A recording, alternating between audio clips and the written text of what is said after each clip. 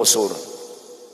And I'd like to thank also the officers and members of the KBL, and that I'd like to thank all the members here and supporters who attended this very significant event.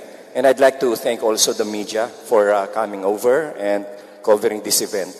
The KBL has remained to be a very active political party, and as a matter of fact, up to now, the KBL is considered or recognized as one of the 6 dominant parties. And that we are very much honored to be the party that will carry Bongbong Marcos to the presidency. And I'd like to thank also the KBL for nominating me as a candidate for senator. Sa totoo lang, BBM now is the strongest candidate. This is a fact. And that this is the reason why the Aquinos and the Yellows are doing everything to discredit Bongbong Marcos with rehashed issues on martial law and the alleged stolen wealth. But they haven't realized that the Aquino-appointed, the Aquino-controlled Sandigan Bayan has dismissed all the ill-gotten cases against the Marcoses. Walang kahit isa lumusot, despite the fact that the Sandigan Bayan justices were appointed by the Aquinos, despite the fact that the Sandigan is controlled by the Aquinos, that dismissed lahat ng kaso. This only means that lahat ng sinasabi nilang mga kasinungalingan kay Presidente Marcos at sa pamilya nito ay pawang mga basura. Lahat yan ay propaganda at lahat yan ay kasinungalingan.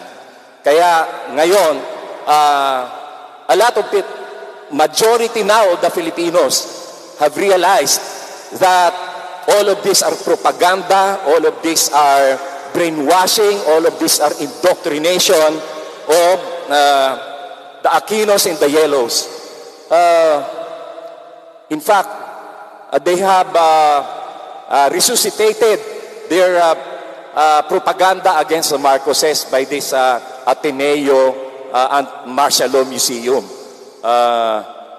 Nakakatawa ito sapagkat the one who is operating this so-called Ateneo Martial Law Museum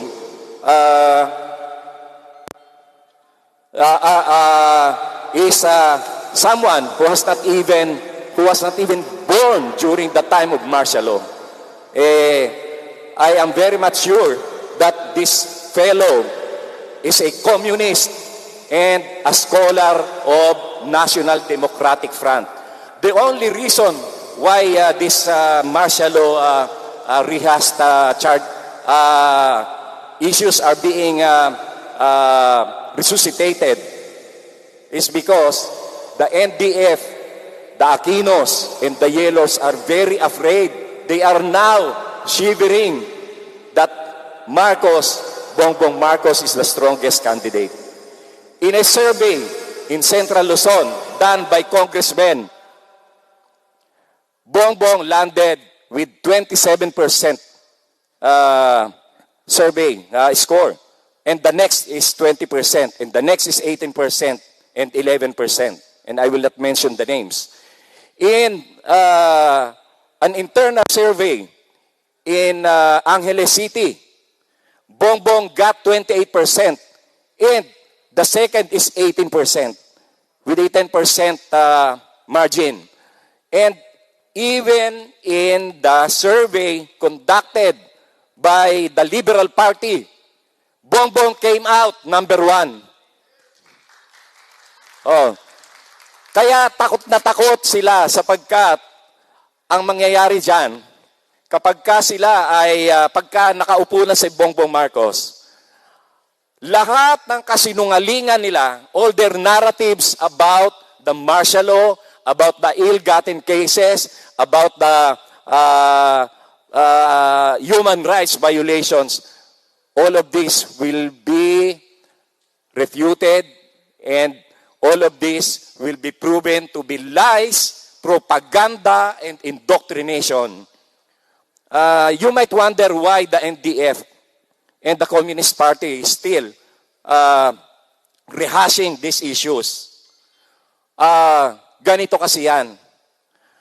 Ang mga NDF, sila ang nakikinabang sa bilyong pera na nakakalap ng NPA. Because the NPAs are extorting money from businessmen, from big corporations. And the ones that are benefiting from this are the members of NDF. Ito yung mga taong to, hindi sila yung nasa bundok. Hindi sila yung mga nandyan sa pakikipaglaban. Sila, ito yung mga komunistang professor sa UP, mga komunistang pare, at mga komunista na mga editor ng mga dyaryo. All of these people are benefiting from this continuous barrage against the Marcoses because they have to keep the revolution alive by keeping these NPAs so that they can continuously extort money from the businessmen and big corporations.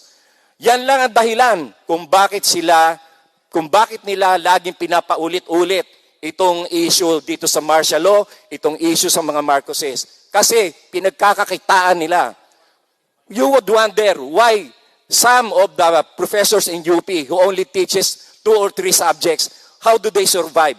Because they are getting money, because they are getting paid by the National Democratic Front. Also the same with this NUPL.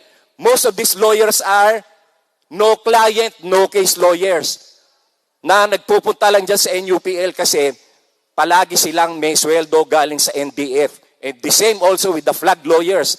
Some of them are really true to their calling that they want to defend the oppressed. But most of them are communist paid.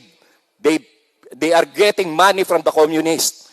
And this is the reason why until now they are rehashing these issues of martial law, these human rights violations. Pero ang hindi nila binabanggit, yung mga human rights violations of the Aquinos. No? What happened to the 7 union presidents of Hacienda Lucita? Lahat panatay. What happened to the Mindiola Massacre? Ilan ang namatay doon? Ilan ang nasaktan doon? Hindi nila binabanggit yon. And of course, the more than 5,000 NPA cadres who were executed by Joma because they want to surrender. No? Nabuhay lamang ang NPAs na yan at yung mga martial law issues na yan dahil kasi they are so afraid na lahat ng kasinungalingan nila, lahat ng pag-i-indoctrinate nila, lahat ng pambi-brainwash nila sa mga taong bayan ay mapapatunayan na lahat yan ay kasinungalingan. In fact, if you will read the social media now, even the post of Bam Aquino, which I spell as D-U-M, even the post of Bam Aquino, lahat tinutuligsa, lahat kinukontra siya, na sinasabi na mas maganda pa ang buhay natin noong martial law. And these people who are, itong merong isang nag-TikTok na isang mataba na pangit na babae, na ang sinasabi niya ay yung marami raw inutang during the time of Marcos dahil daw doon sa mga infrastruktura. What would life be? Can I ask you now, what would life be kung walang South Luzon Expressway, kung walang North Luzon Expressway, kung walang mga proyekto na kagaya ng Heart Center, na RITM, Lung Center, kung ano pa, National Kidney Institute, na lahat ay naging sagot sa kasagot sa problema ng pandemic. Kung wala yung mga yan, ano buhay natin ngayon? Kung pupunta ka ng Baguio, maglalakad ka? Kung pupunta ka ng Batangas, maglalakad ka? Ganun ba? Yun kasi ang isip ng mga Aquino. No? If you will notice, lahat ng proyekto ni Marcos noon ay isinantabi. Hindi itinuloy. And that is the reason why we are so lagging behind compared to other Asian countries. Unang-unang nagkaroon ng Pilipinas ng light rail transit, yung LRT-1. At natapos yun noong 1992 at dapat ang lahat ng mga 7 routes of LRT ay dapat ay by 1995 or 1996 ay natapos na. Ano ang naging sanhi niyan? Katakot-takot na traffic. Because Cory Aquino scrapped all the LRT projects, anong nangyari? Lahat ng tao over the years nagbilihan ng kotse. Wala namang bagong kalsada. So ang nangyari, nagka-traffic-traffic. Kasalanan yan ng Aquino administration. Ang Bataan Nuclear Power Plant, kung naituloy yun, 600 megawatts of very cheap source of energy. Kung natuloy yun, di sana hindi nagka-brownout. Sana hindi umalis, hindi nagsipagsara ang mga factories dito, yung mga multinational companies, hindi sana nagsipagsara dito sa Pilipinas. Milyon-milyong Pilipino ang nawalan ng trabaho dahil sa mga pulisiya ng mga dilawan, lalo na ni Cory at ni Noynoy Aquino at ni FBR. Ang nangyari dito, naging backward ang pag-unlad ng Pilipinas. Sa halip na tayo ay sumulong papataas, tayo ay naging backward dahil sa mga Aquinos. Kaya ngayon, takot na takot sila na manalo si Bongbong Marcos sapagkat ang pagkapanalo ni Bongbong Marcos ay isang katotohanan na lahat ng mga sinabi ng indoctrination, propaganda at kasinungalingan ng mga Aquino ay mabubunyag. No? Ako ay nagpapasalamat sa pag-nominate sa akin ng KBL. Isang malaking karangalan ito para sa akin at ako ay nangangako na kung ako ay maihalal na senador, ang isa sa unang-una kong gagawin ay magpo-propose ako ng constitutional amendment na ang termino dapat ng senador, isa lang. Hindi yung kagaya ni Drilon, 24 years na nasa Senado, nilumot. Ginawang negosyo, ginawang hanap buhay ang pagiging senador. No? Marami dyan, 18 years, 16 years. Kung talagang ikaw matalino ka, lalo pa kung abogado na kagaya ni Drilon, kagaya ni Pangilinan, no? Kung talagang matalino kayo, sa loob ng 6 na taon, marami kayong legislation na magagawa na makabuluhan. Naka 24 years ka, nandiyan ka pa rin. Ano na itulong nyo sa bayan? Wala. At papalitan dapat ang Constitution ay magkaroon ng direct foreign investment. Yung 1987 Constitution ni Cory Aquino, it was just a protection of the oligarchs. Protection ng oligarchs lang yan. Dapat kung nagkaroon tayo ng foreign direct investment, dapat ay mas maunlad tayo. Look at Hong Kong. Look at Singapore. Do they mind that foreign investors are on their lands? Hindi. And actually, ang laki ng agwat nila sa atin. Kasi they allow foreign investment.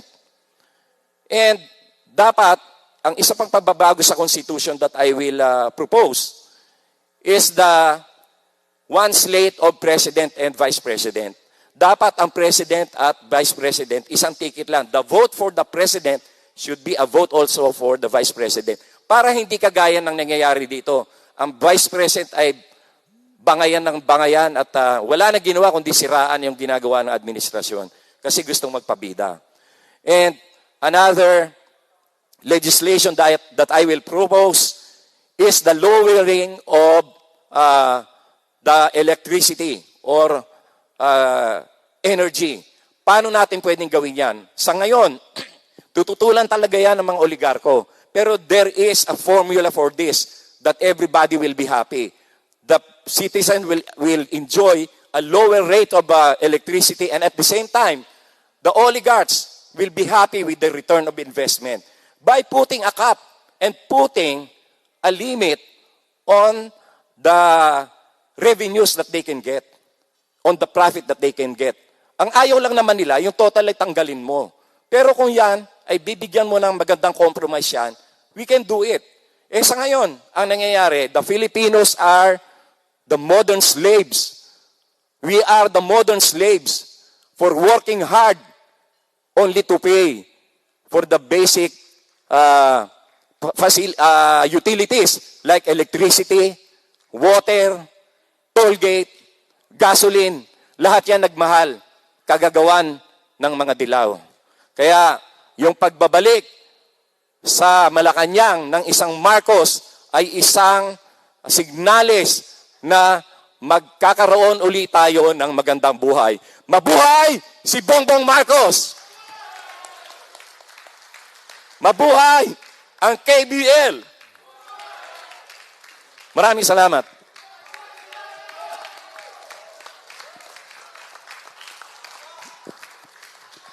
Thank you so much, our national senatorial candidate, Attorney Larry Gadon. And for us to hear another fraternal message, let us welcome on stage the former congressman of Abacada Party List, Honorable Jonathan De La Cruz.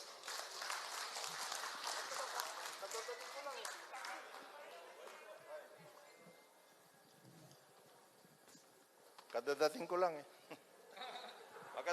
Magandang umaga po sa atin lahat. Okay po ba tayo? Okay. Isang palakpak nga para kay Senator Larry Gadon. At saka siyempre sa ating napupusuan at ang susunod na presidente ng Pilipinas, walang iba kundi si Bongbong Marcos. Maraming salamat po at tayo lahat nakarating dito magmula sa iba't ibang mga rehiyon, probinsya at mga bayan ng Pilipinas. Palakpakan po natin ang ating mga sarili sapagkat nagkaroon tayo ng pagkakataon na magkikita-kita muli. Marami rin pala ng online na mga galing sa iba't iba ring mga probinsya at saka sa overseas. Marami tayong mga kasama sa OFW at saka mga overseas Filipinos. Maraming salamat po sa inyo at magandang umaga dito sa mga nandito sa zone na ito, dito sa Pilipinas at saka sa Asia at saka magandang gabi siguro sa Amerika. Kaya palakpakan po natin ang ating mga kasama. Tayo po ay nagtitipon-tipon ngayon para magkaroon ng isang malawakang pagsasama muli para ibangon natin hindi lamang ang karangalan ng Pilipinas, kundi ibangon natin at pagbunyihin natin ang nagawa at gagawin pa ng Partido Kilusang Bagong Lipunan. Alam po natin na ang Kilusang Bagong Lipunan ay siyang nagtaguyod ng progreso ng Pilipinas magmula 1973 hanggang 1986. Marami na pong pinagdaanan na krisis, marami na pong pinagdaanan na pagpupunyagi at marami na pong pinagdaanan na kailangang gawin ng isang lideratong kagaya ng liderato ni Pangulong Marcos noong panahon na yun. Kami po ay, kung hindi nyo matatanong, ay kasama kami doon sa panahon na yun. Bata pa naman kami, pero nandoon kami ngayon at nakasama kami dyan. Kanina siguro nabanggit ni Senator Larry Gadon kung ano yung nangyari bago pa magkaroon ng martial law. Ako'y gugunitahin ko lang to para naman magkaroon tayo ng magandang perspektiba tungkol sa nangyari at kung bakit nagkaroon ng isang martial law dito sa Pilipinas. Ang martial law po nung panahon na yon, constitutional duty po yan ng isang nahalal na pangulo ng isang bayan. Bakit ko po sinasabi yan? Sapagkat ang kailangan ng isang pangulo ay patatagin at kailangan ayusin ang kanyang estado. Pinapangunahan po niya ang kanyang bayan, pinapangunahan po niya ang kanyang estado. Siya po ay hinalal para pangalagaan ang estado na yan. Hindi maaring papabayaan niya yan, magkawasak-wasak, magkawatak-watak ang isang estadong yan. Yan po ang sitwasyon natin. Bago po magkaroon ng martial law, 1969, kung natatandaan ninyo, nagkaroon ng re-election si Pangulong Marcos. Siya po ang kauna-unahang presidente ng Pilipinas na na-re-elect. After that po, nagkaroon na ng mga krisis. Hindi lamang sa Pilipinas, kundi sa buong mundo. Kasi pasulong noon ang sinasabi natin International Communist Movement. At pasulong din noon ang problema ng kabuhayan sa iba't ibang bahagi ng mundo. 1971, nagkaroon ng Plaza Miranda bombing. At yung Plaza Miranda bombing na yan, ginamit ng ibang mga grupo para lalo pang paigtingin ang kontradiksyon sa lipunan ng Pilipinas. Ano pong ginawa nila? Lalo nilang diniinan si Pangulong Marcos noon at sinasabing siya na ang nagpabomba ng Plaza Miranda para lamang siya ay tuloy-tuloy na nasa puder. Kalabas-labasan, matapos po lahat ito, kung alam po ninyo yung Plaza Miranda na yan, bombing na yan, ayan po ay nagdeklara si Pangulong Marcos ng writ of habeas corpus. Ang ibig sabihin po niyan ay kailangan ay bigyan ng karampatan puder ang pamahalaan upang sikapin na kunin yung mga nagsamantala at bombahin yung Plaza Miranda na kung saan nagkaroon ng meeting de avance ang Liberal Party at that time. Halos lahat ng mga leader ng Liberal Party ay nagkasugat-sugat. Marami pong namatay doon. At isa nga po doon sa napakatindi ang sugat ay walang iba kundi si dating Senate President Jubito Salonga. So ang akala ng lahat, at yun naman ang pinangalandakan ng mga may-ari ng mga malalaking establishmento at may-ari ng malalaking mga newspapers noon na si Pangulong Marcos ang nagpakana nung bomba na yon. Kalabas-labasan, matapos ang mga maraming dekada, si dating Senate President Jubito Salonga mismo ang nagsabi na sa kanilang pagtingin at sa kanilang mismong pagsasaliksik, ang nagpakulupo ng Plaza Miranda bombing ay ang Communist Party of the Philippines. Pero, ginawan po nila na istorya ni si Pangulong Marcos ang gumawa nun. Kaya, nagkaroon ng sunod-sunod na yon, at sunod-sunod na demonstrasyon, lahat, etc. Ang estilo nun ay papabagsakin ang nakatayong gobyerno ng Pilipinas na pinangungunahan noon ng Pangulong Ferdinand Marcos. Kaya po nagkaroon ng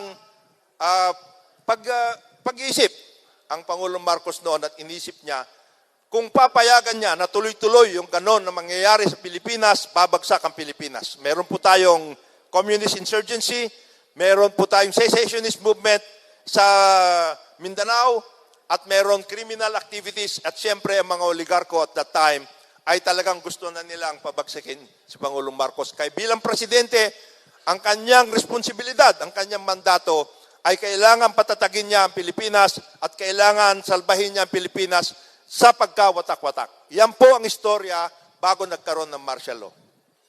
Ngayon, marami po nagsasabi kanina, binabanggit ni Senator Gadon tungkol dito sa nangyari na may mga human rights violations, etc., etc. Tayo po ay nalulungkot. Nalulungkot po tayo sapagkat nagkaroon ng ganyan na mga nangyari. Pero isipin po natin, gera po yun eh. Gera po yun. Lahat ng mga sumali doon, alam nila sa kanilang isip na sila'y sumasali sa isang bakbakan, sa isang gera. Kami po ay naging mga aktivista rin noon. Sumali po kami, nais po natin, maganda po ang layunin ng mga aktivista rin noon. Ang gusto natin, baguhin natin ang Pilipinas, ayusin natin ang ating bayan, wakasan natin ang pagmamalupit ng mga lugar ko at saka yung mga naghaharing uri at ayusin natin ang ating kabuhayan bilang isang bansang matatag at matiwasay. Nagkataon na napasukan po yan ng marami ng mga ideolohiya, kasama na po yun, ideolohiya ng komunismo. At that time, hirap na hirap po ang buong mundo kasi nagkakaroon na ng domino effect dito sa Asia mismo.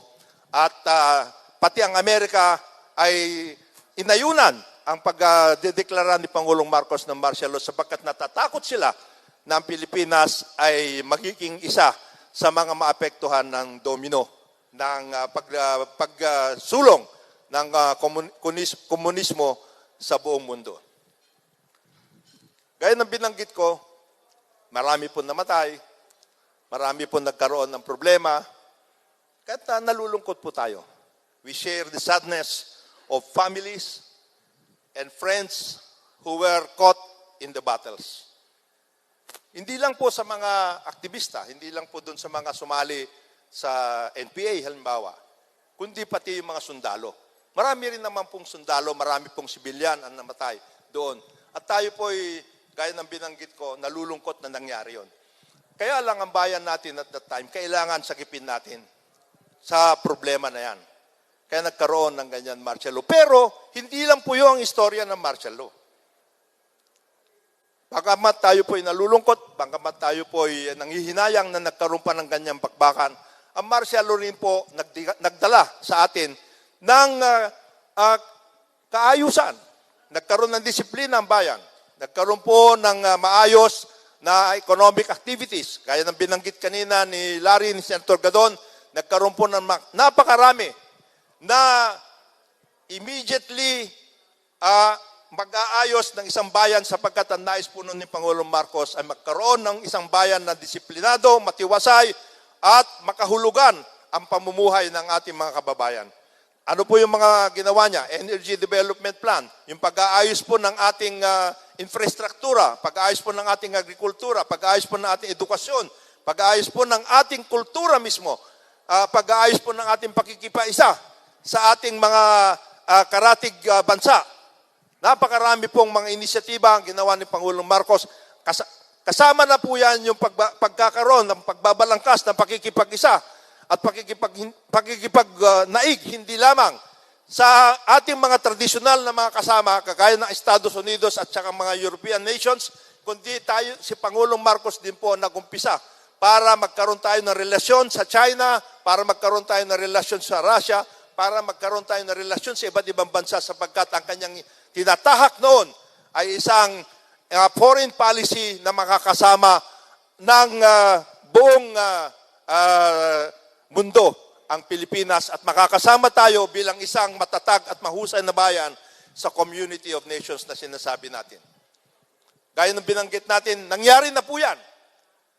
Nangyari na po yan, nagkaroon na 1986 na EDSA at lahat. At yan po, nagkaroon po ng panibagong naratibo yon. At ang ginagawa ngayon ng ating grupuhan, ng mga nakaintindi kung anong nangyari nung panahon na yon at saka yung nais umintindi sa sitwasyon noon at nais na magkaroon ng panibagong lakas ang Pilipinas ay ito na nga po ang ating ginagawa ngayon. Kaya itong bagong KBL na convention natin ngayon ay nakikita ko hindi lamang mga kagaya namin na mga 70s na siguro yung iba dito, pero ang karamihan na nandito ay mga kabataan na naghahanap ng isang paraan, ng isang liderato na magkakaroon ng pagbabago, panibagong lakas ang ating bayan.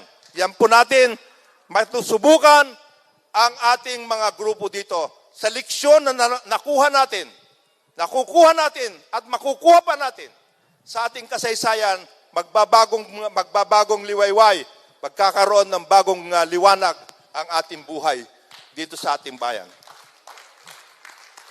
Bakit ko po nasabi yan? Sapagkat ang nakikita ko dito ngayon at siguradong yung mga nandiyan sa overseas pati at saka yung mga iba nasa ibang bahagi ng ating bayan, puro mga kabataan na ito. Yung sinasabi nilang mga millennials, kami ay mga, hindi ko alam kung anong matatawag sa amin, pero kasama pa rin naman kami. Sinasabi nga, ayan, marami natin sinasabi, pwede kaming mga young at heart, di ba? Pwedeng ganon. Pero ang nais ko pong bangkitin, ay nakikita natin ng ating bayan ay napupunta ulit sa isang napakalaking pagsubok. Nasa pandemya po tayo ngayon. At nakikita natin ang leksyon na nakuha natin sa mga krisis na pinagdaanan ng ating bayan. Kaya nga po sinasabi natin, base sa mga leksyon na yan, base sa mga nakita natin, at base na rin sa matatag na liderato ng ating magiging presidente ng Pilipinas, makikita natin na magkakaroon tayo ng bukang liwayway sa ating bayan. Ano po ang nais kong mabanggit? Ito po yan.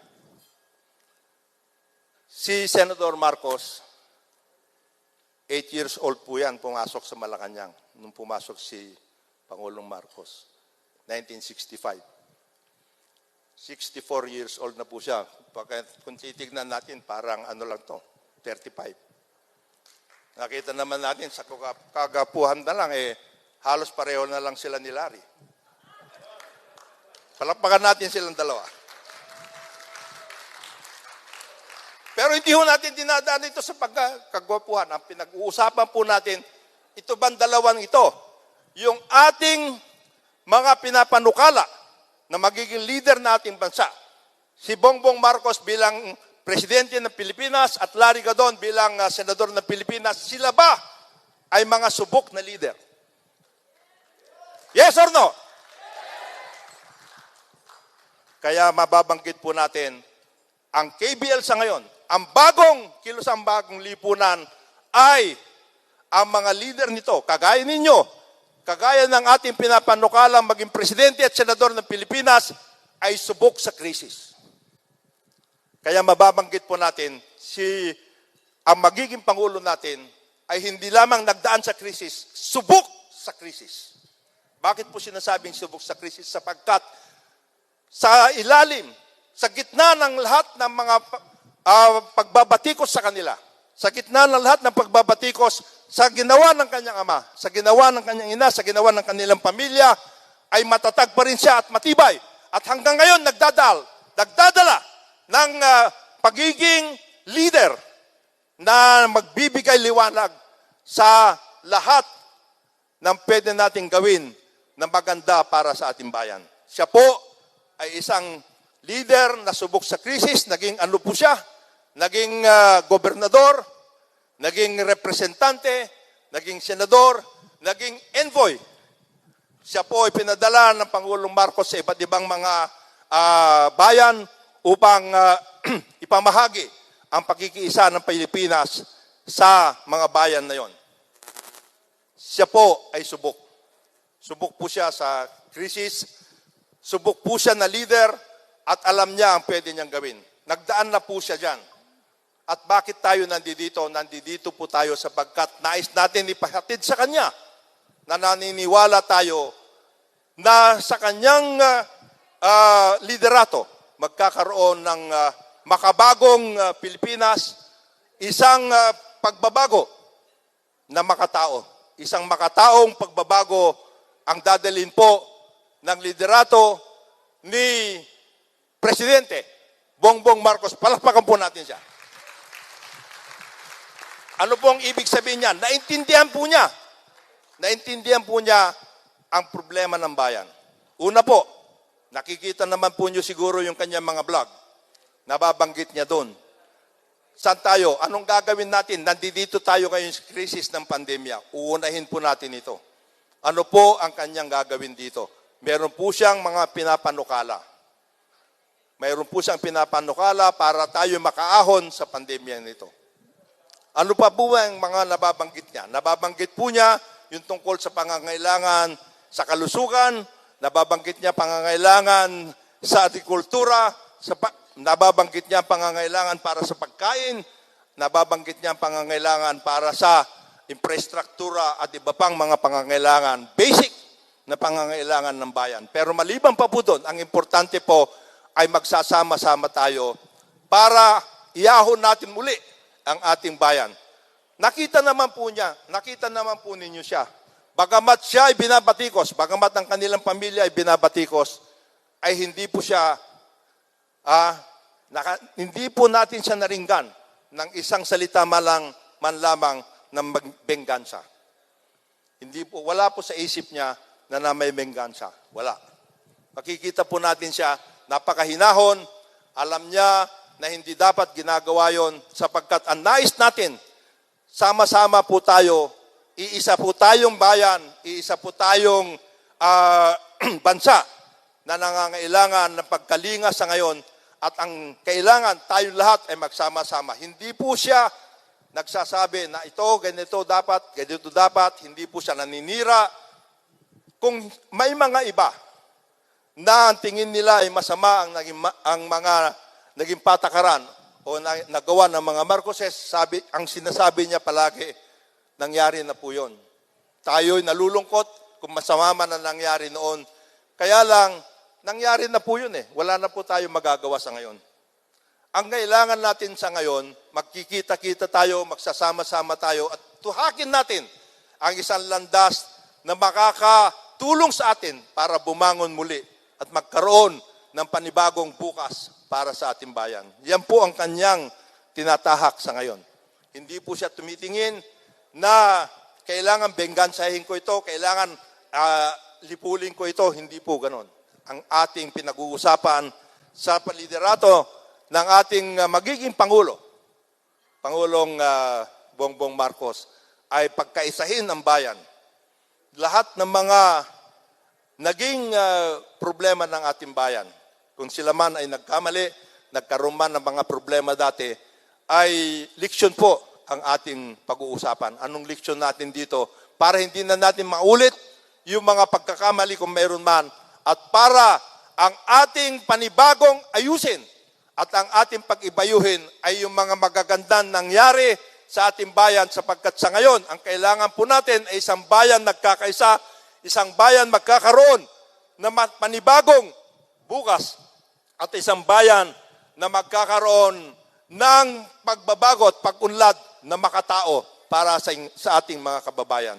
Yan po ang isang nais natin iparating sa ating mga kababayan kung nasaan po sila sa overseas at saka yung mga nandito sa ngayon. Kung maaari po, kayo naman po ibabalik sa inyong mga lugar, sa inyong mga probinsya, sa inyong mga bayan. Yan po ang ating sana ay maipahatid sa ating mga kababayan.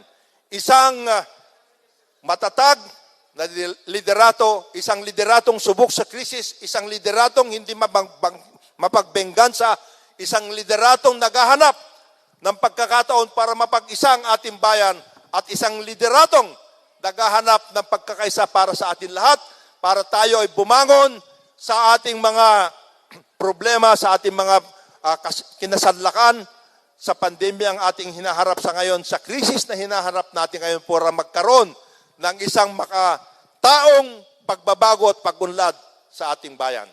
Yan lang po ang aking masasabi sa inyo, at sana po ito ang ating pagkakataon para ipakita na ang KBL, ang bagong kilusan, bagong lipunan, ay isang kilusan na makataong kilusan, makabayan na kilusan. Ang sinasabi nga po natin, BBM, ang sinasabi natin palagi, isang bandila, isang bansa para sa ating mga mamayan. Yan po ang BBM, isang bandila para sa ating bayan, isang bansa para sa ating bayan, at isang mamamayan na nagkakaisa para sa hinaharap na mga pagkakataon.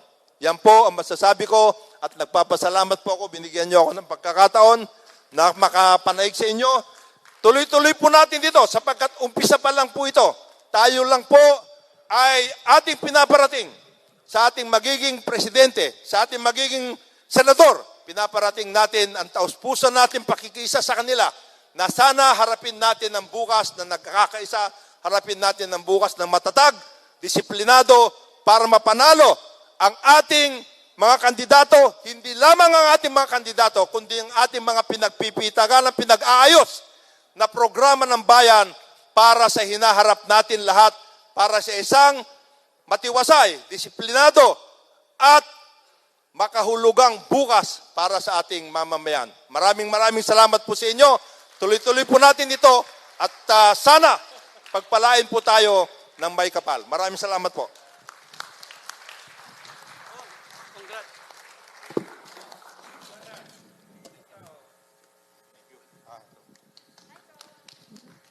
Thank you so much, Honorable Jonathan De La Cruz. And this time, we will still be hearing an inspiration message coming from the National Director of Kalinga Party List, Sir Loreto Cabantog.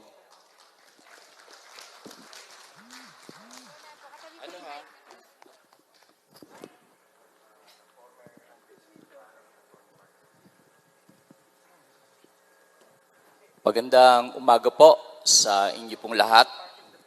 Sa ngalan po ng ating minamahal na Congresswoman Irene Saulog, ay pinapaabot po sa atin ang mainit niyang pagbati sa kilusang bagong lipunan, sa mga board member, president, at mga officer ng KBL. At lalong-lalo na sa ating candidate Senator Larry Gadon. Palakpakan po natin. At yan po ang mainit na pagbati. Higit sa lahat, ang ating susunod na presidente ng ating bansang Pilipinas, ang ating minamahal na Senator Bongbong Marcos. Kaya ang ating mahal na Congresswoman Kate Saulog ay nagpapaabot po ng pasasalamat sapagkat ang Kalinga Party List ay siyam na taong paglilingkod at ito po ay nagpapatuloy sa ating panahon dahil ang Kalinga Party List ay subok na nag-aalaga sa ating sambayanang Pilipino. May puso, may pagdamay at may tunay na serbisyo. Hindi lamang po sa salita, kundi lagi pong ginagawa.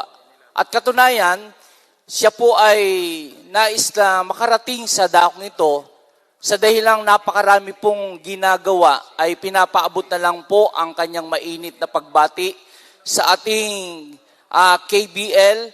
At salamat sapagkat ang kanyang hinihingi sa atin ay patuloy din nating suportahan ang Kalinga Party List sapagkat ang Kalinga po ay patuloy ring susuporta sa kilusan, bagong lipunan. At salamat kung tayo may motto na this nation will be great again. Kaya makakaasa po na ang Kalinga Party List ay patuloy pong susuporta sa ating KBL. Kung may KBL, may KPL. Dahil ang Kalinga Party List ay subok na po sa paglilingkod na ang mga ginagawa ay para sa ating mga kababayan sa sangbayanang Pilipino. Sana po, sa darating na eleksyon, sama-sama po tayo, magtulungan po tayo na ating pong tayuan ang mga bagay na mabubuti gaya po ng ating mabuting bithiin ng ating Senator Bongbong Marcos, gayon din po ang layunin ng ating Congresswoman Kate Saulog. God bless you po at pagpalain po tayong lahat ng may kapal. Thank you so much, Sir Loreto Cabantog from the Kalinga Party List. And this time, we would like to acknowledge the presence of our legal counsel, Attorney Jojo Cadiz. Prior to our fraternal message, we will also be hearing another inspirational message from Municipal Mayor of Marcos Town, Ilocos Norte. Let us welcome Mayor Antonio V. Mariano.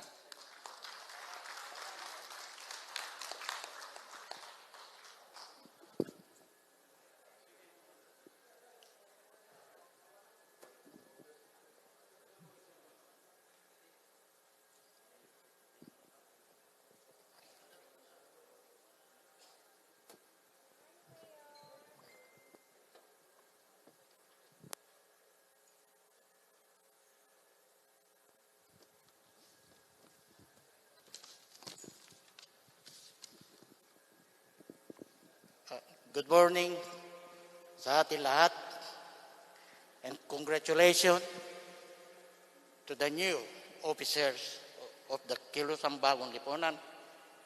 And again, congratulations to the whole party, KBL, for choosing and nominating former Senator Bongbong Marcos as the party nominee for president.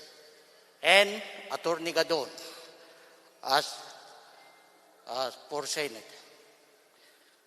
So I ask everyone to work together, walk together, and pray together if we want that our nation, Philippines, will be great again. Good morning sa ating lahat. Thank you so much, our Honorable Mayor Mariano. And this time, as we proceed with our national convention, we will be hearing fraternal messages from our Secretary General of Labor Party of the Philippines. Let us all welcome as we receive Attorney Mark Tolentino.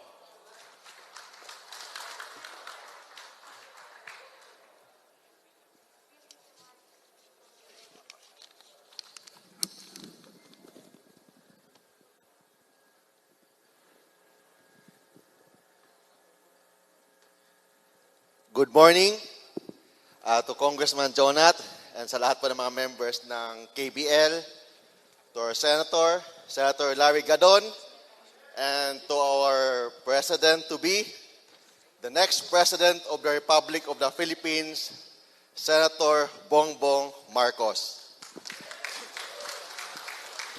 By the way, in behalf of the Labor Party of the Philippines, by the way, that is the 5th biggest party of the Philippines. Nandito po kami to express our support and to join with KBL for the support of Bongbong Marcos for President and Senator Larry Gadon for Senator of the Republic of the Philippines. Hindi lang yan. Not only the Labor Party of the Philippines, but also yung lakas manggagawa ng Pilipinas will also support Senator Bongbong Marcos for President and of course, Senator Larry Gadon for Senator of the Republic of the Philippines.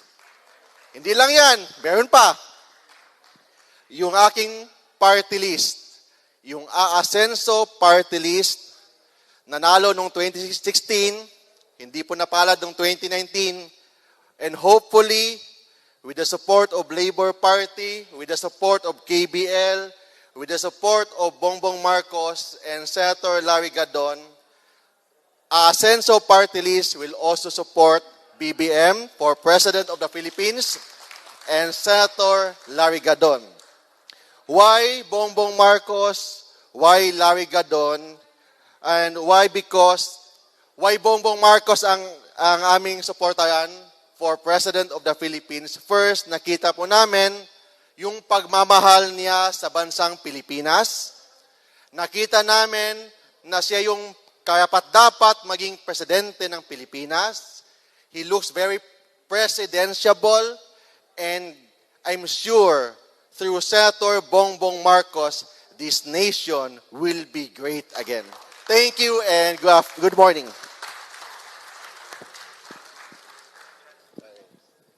Thank you so much, Secretary General of the Labor Party of the Philippines, Attorney Mark Tolentino. And this time, we will also be hearing another fraternal message coming from the Secretary General of Kapisanan ng Pamilyang Pilipino. Let us all receive with warm and appreciation, Attorney Al Bitangcol.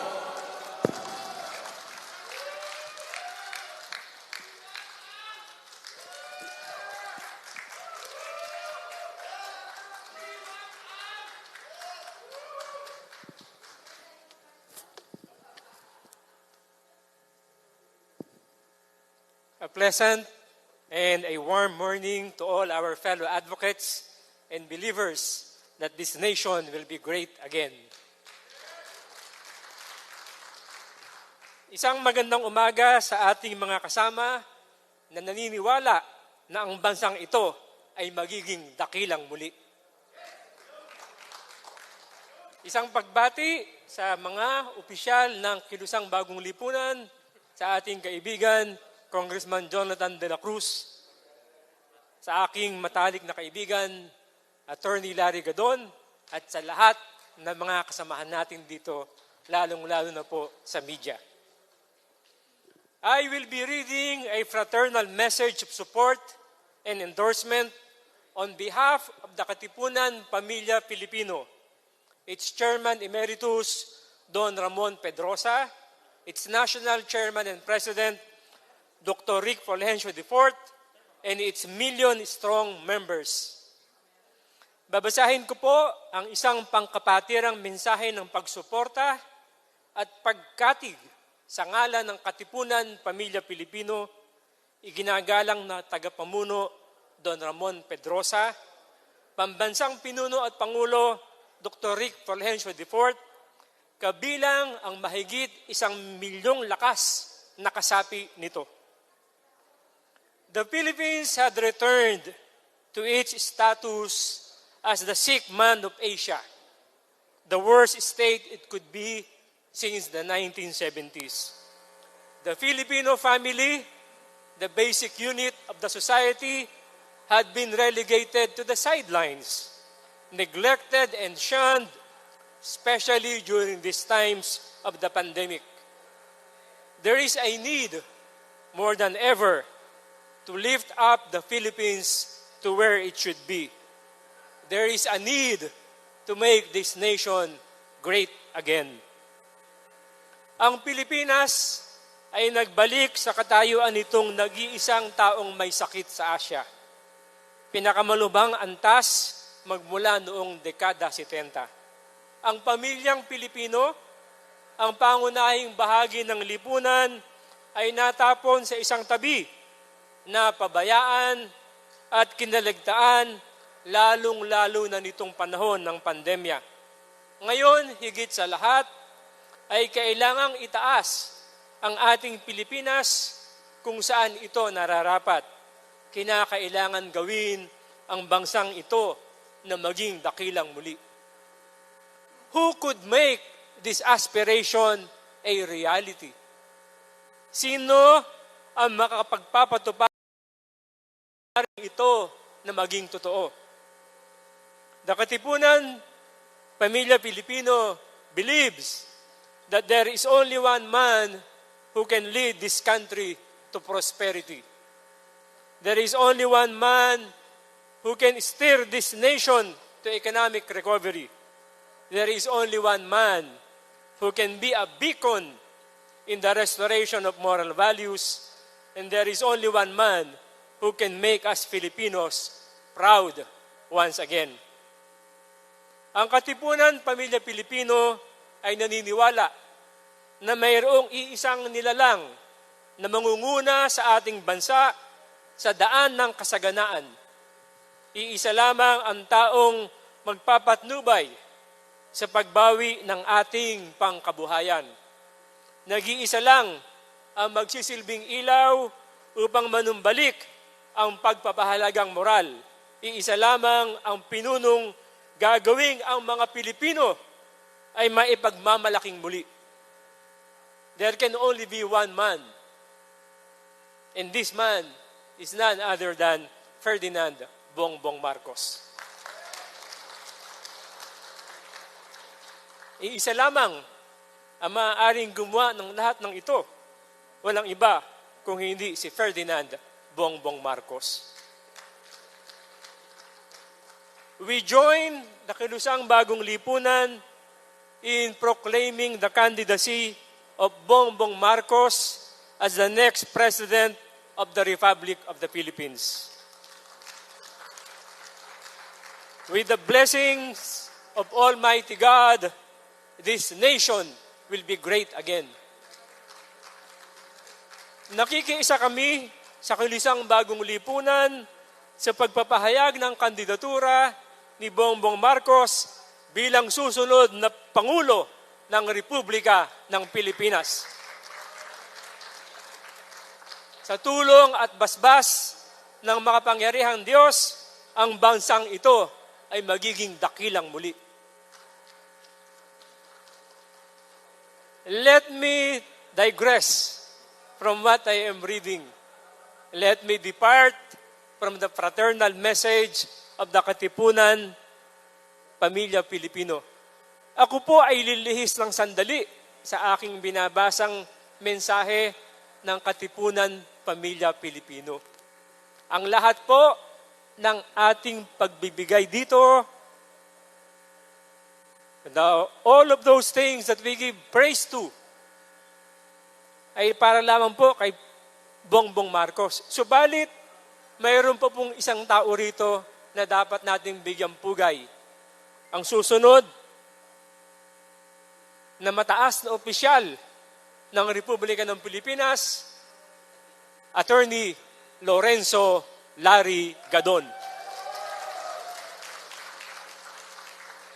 Hindi ko po sinabing susunod na senador ng Republika ng Pilipinas sapagkat sa National Convention po ng Katipunan Pamilya Pilipino bukas, ang ipoproklama po naming kandidato sa pagka-presidente, walang iba kundi si Ferdinand Bongbong Marcos, at sa pagka-vice-presidente po, walang iba kundi si Lorenzo Larry Gadon.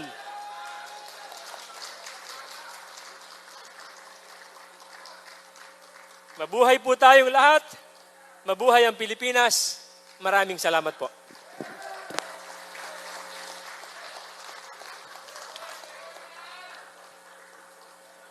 Thank you so much, Secretary General. And this time, before we hear another song coming from Dulce, I would like to take this opportunity to once again acknowledge all the sponsors who made this event possible. We would like to thank the Infinix Horizon International under the leadership of Sir Joel Sison and Sir Romy Benavides. Thank you so much. In cooperation with the Kalinga Party List under the leadership of Congresswoman Irene Kate Saulog. We would also like to acknowledge the presence and for the extended help of a running congressman of the 6th District of Pangasinan, Sir Teofilo Ping Villamar. And to the rest of our visitors today, thank you so much for coming today, and as well as to Mayor Antonio V. Mariano, of the Municipal Mayor of Marcos Town of Ilocos Norte. And to our distinguished guests, officers, thank you so much for being with us today. And also to our live viewers in our Zoom link, thank you so much for taking your time, not only being with us today, but also reigniting once again to support our presidential nominee, none other than Ferdinand Bongbong Marcos Jr. And out of this moment, we will witness another song number that will be rendered to us by one of the most promising Visayan singer. Let us all welcome to sing The Power of Your Love, Miss Dulce.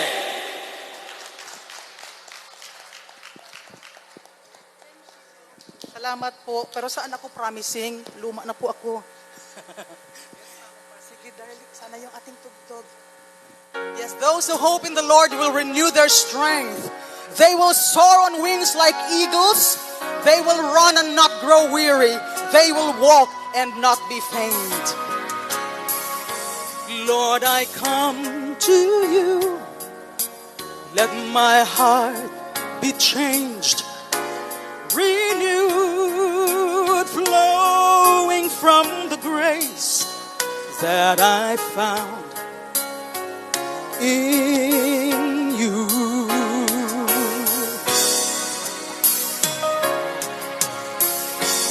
Lord, I've come to know the weaknesses I see in me will be stripped away by the power of your love.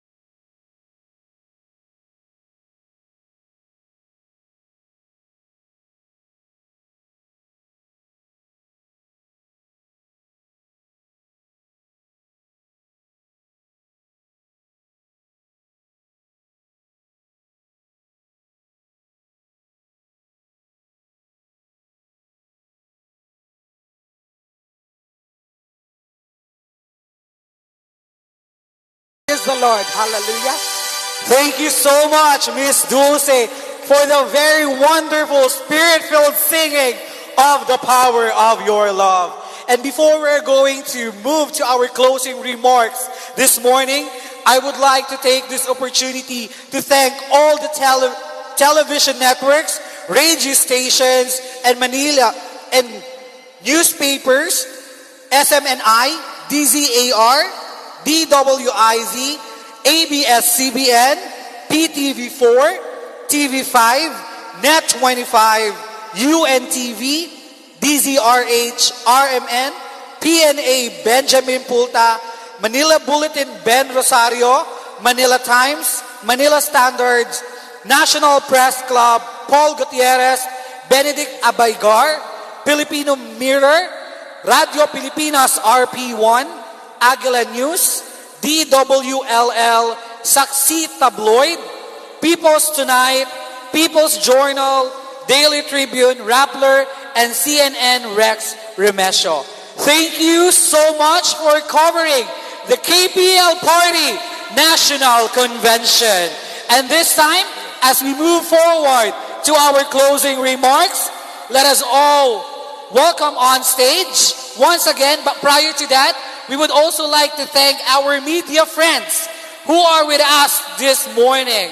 Cynthia Gabinay of Maharlika News Channel, MJ Balaguer of REMG Online, Rowena Banihit of Maharlika News Tabloid, Michael Balaguer of JaryongTagalog.net, Neri Discasota of Resbac News, Alfie Directo of Pinoy Sport, Benedict Abaygar of Filipino Mirror, and Irar Ular of Detallado of DWSS.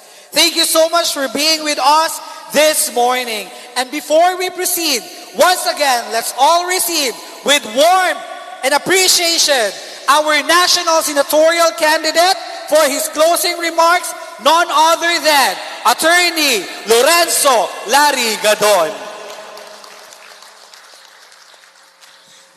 Thank you. Thank you so much. Once again, I'd like to thank you for coming in this very important and significant event.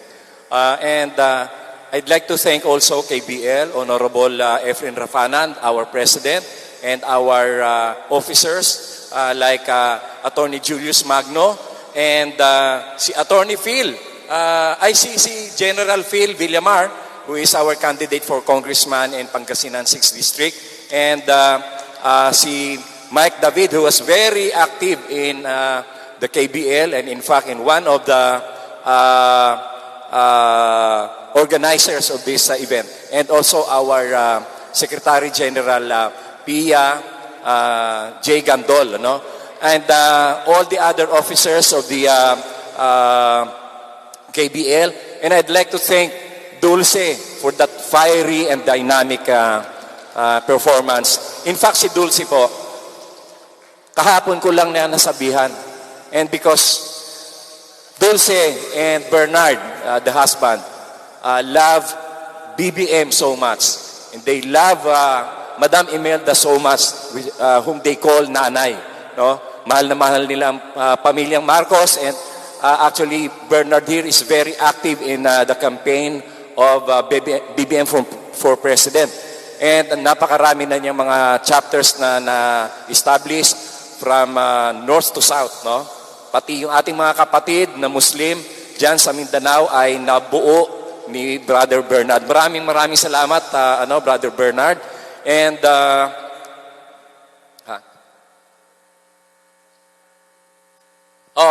of course, we would like to thank also Kalinga, yung party list na subok sa pag-alaga, pagdamay at serbisyo.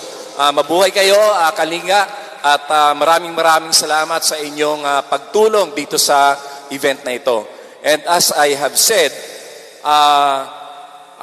napakarami ngayon ng mga kakampi at kaalyado ni BBM at ng KBL. As a matter of fact, Attorney Al Vitangcol, the Secretary General of Kapisanan ng Pamilyang Pilipino, kilala nyo naman siya. He is the former General Manager of MRT, who was made a sacrificial lamb by the Aquinos and the Aquino administration. Siya yung pinaratangan ng kasalanan samantalang wala naman siyang kinalaman. Ay Attorney Larry Gadon ay nagsasabi na talagang si Attorney Al Bitangcol ay isang biktima ng Aquino administration at siya ay walang kasalanan. Hindi ko isusugal ang pangalan ko sa pagsabi na wala siyang kasalanan kung si Attorney Al ay merong nagawang mali. And yan ay nagpapatunay lamang na si BBM ang pinakamalakas na kandidato ngayon. At ang isa pang nagpapatunay na malakas ang maraming salamat Attorney Al sa iyong pagpunta dito at pag-express ng fraternal support to BBM and the KBL. And I'd like to thank also the Labor Party of the Philippines sa pangunguna ng SecGen or Secretary General na si Attorney Mark Tolentino, who was a former Undersecretary of the OTR. And yet, nandito siya sa atin na nagpapahayag ng kanilang suporta. Ganon din ang Partido Federal ng Pilipinas. Hindi namin sinasabi na kandidato namin solo si BBM. Kami ay nagbubuklod-buklod upang makamit ang aming minimiti na si BBM, si Bongbong Marcos ang maging susunod ng Pilipinas. Kung sakasakali man na ang ideklara ni BBM na kanyang partido ay ang Nationalista Party, walang problema sa amin yon. Hindi kami magkakaroon ng problema dyan sapagkat patuloy kaming magbubuklod-buklod ang KBL, ang KPP at ang Labor Party of the Philippines at ang Partido Federal ng Pilipinas upang isulong ang kandidatura ni Bongbong Marcos. Lahat tayo ay magbubuklod-buklod. Maraming salamat sa inyo. Mabuhay si Bongbong Marcos, ang susunod na presidente ng Pilipinas. Mabuhay si Bongbong Marcos.